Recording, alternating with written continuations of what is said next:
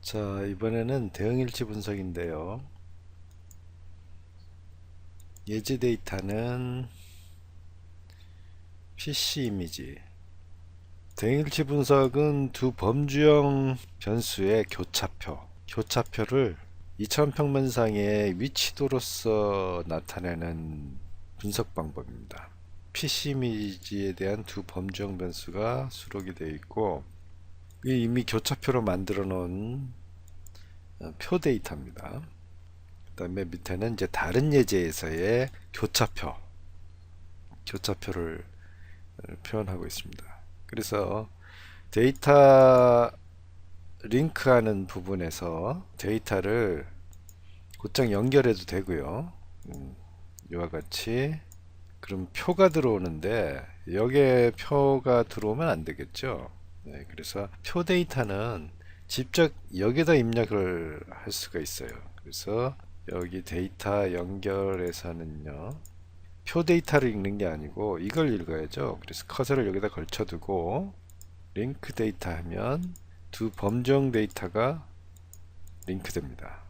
네, 범주형 데이터가 링크되고요. 두 범주형 데이터가 링크돼서 교차표가 작성됐습니다. 그래서 PC 제조회사별로 그 PC 제품에 대한 이미지를 교차표로 작성했습니다. 이렇게 해서 교차표로 작성가 되면 보통 일반적으로는 이와 같이 수평 누적 막대도표를 작성하게 되거든요. 네, 그래서 뭐 빈도로 표시하면 제조회사와 제품 이미지에 따른 빈도를 표시를 했습니다. 이렇게 소수점 이하를 없애야 되겠죠. 빈도니까. 범례축 뒤집기를 하면 제조사가 X축에 오고 그 다음에 범례에 제품 이미지가 들어가게 되죠. 자, 선도표 작성 클릭하면 이 현상을 선도표로 작성해 줍니다. 자, 보다시피 여기 보면 상가 조립 제품은 가격이 저렴하다가 빈도가 제일 많고요. 삼성은 AS가 잘 된다가 빈도가 상대적으로 높은 것을 알 수 있고요. LG는 빨간색 디자인이 세련됐다 뭐 이런 것들이 나타나는데, 이런 식으로 범주가 보통 5개 이상이 넘어버리면 복잡하죠. 이렇게 복잡해요. 그래서 이와 같이 수평 누적 막대 도표를 사용해도 이 그림 자체가 범주가 많기 때문에 복잡해지게 되므로 분석의 핵심을 파악하기가 쉽지가 않습니다. 다음 시트는 카이제곱에서 두 범정 변수의 연관성 측도를 계산을 합니다. 연관성이 있느냐 없느냐를 검증하고요. 그래서 P값이 0.05보다 작으니까 제조회사와 제품 이미지 간의 연관성이 있다. 그래서 그 연관성 측도가 바로 결합도죠. 결합도. 그래서 결합도를 살펴볼 수가 있습니다. 그게 뭐 명목 척도니까, 네, 제조회사에 따른 제품 이미지가 이제 종속 변수로 보면 그 연관성이 이 람다가 0.098 정도, 약 9.8%의 예측에 오류를 일으킬 가능성을 9.8% 줄여준다. 연관성은 뭐 그렇게 크지 않네요. 크지 않은 편이에요. 이 정도면. 자, 핵심은 대응일치 분석을 통한 위치도를 작성하는 거니까 이제 콜레스판던스 어널리시스를 보겠습니다. 시트로 이동하면 이와 같이 작성이 되는데요. 화면을 좀 확보를 할까요? 자, 이와 같이 작성이 됐어요. 성능이 우수하다. 그럼 성능이 우수하다는 삼보가 프로파일, 즉 비율이 좀 큰 거고요.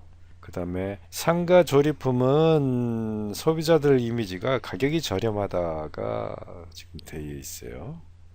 그래서 상가 조립품으로 하고 반경을 표시하면 이제 가격이 저렴하다. 가 나타났죠. 이건 이제 XY 스케일을 동일하게 하고, 그렇게 되면 상가 조립 제품은 가격이 저렴하다는 이미지가 강점이고 3번은 성능이 우수하다가 강점이고, 뭐 이와 같이 보는 겁니다. 자, 이렇게 클릭하면 제품 이미지가 종속 변수고 제조사가 이렇게 되는 거거든요. 그러니까 제품 이미지가 가운데 이렇게 몰려 있죠. 그래서 3번은 성능이 우수하다 이렇게 보는 거예요. 3번을 중심으로. 상가 조립 제품은 가격이 저렴하다가 이렇게 가까이 돼 있죠. 그 나머지는 이렇게 뒤로 쳐져 있으니까 저것이 가장 큰 강점으로 작용하고 있는 거죠.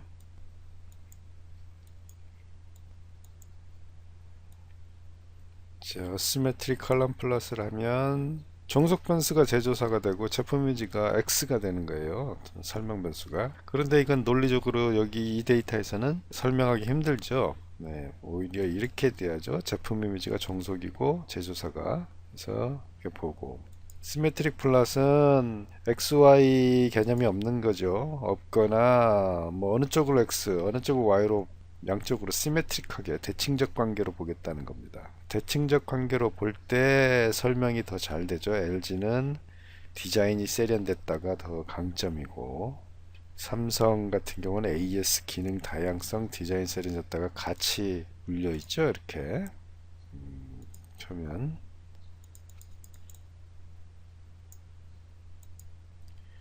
이렇게. 자, 이걸 동일하게 하면 이렇게 되잖아요. 예. 그래서 이거 스케일을 자동으로 했을 때 이게 타원처럼 보이지만 이게 원형이에요. 왜냐하면 이 X축과 Y축의 스케일이 지금 동일하지 않기 때문에 이렇게 표시된 거예요. 그러니까 이게 타원이 아닌 정확히 원이라고 생각하고 그 안에 영역에 들어왔느냐. 삼성을 중심으로 봤을 때 안에 영역에 들어온 이 AS와 디자인이 삼성에서는 상대적으로 더 이미지가 강하다. 그렇게 보는 거죠. 자, 이건 로 데이터에서 읽은 거고요. 만약에 로 데이터에서 읽지 못하고 이미 2차 자료로 이제 보고가 되어 있는 경우에, 그런 경우는 예를 들어서 저리 이동하면 이런 표를 입력할 경우가 있을 거예요. 그러면 표를 입력할 때는 이렇게 합니다. 이렇게 표를 이제 좀 요 정도 이렇게 놓고 이 안에 빈도를 복사를 합니다. 복사를 하고 이렇게 숫자만 입력해요. 숫자를 입력을 하고, 그리고 이쪽에는 이제 제조회사잖아요. 제조회사를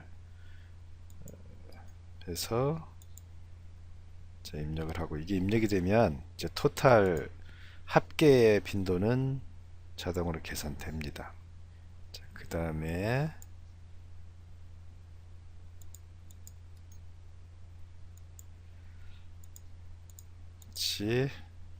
요소를 입력을 했습니다. 자, 그리고 보면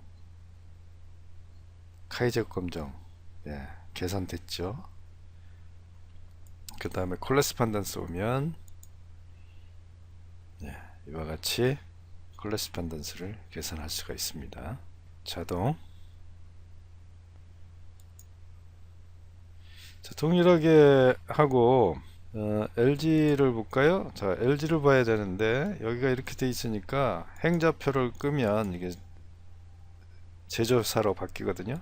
LG를 이렇게 하면 LG를 중심으로 해서 LG는 뭐가 강점인지 LG를 중심으로 파란색 요소를 보는 거죠. 가격, 음질 뭐 이런 것들이 들어왔고, 소니는 디자인이 강점이죠. 이렇게 소니는 디자인이 강점이에요.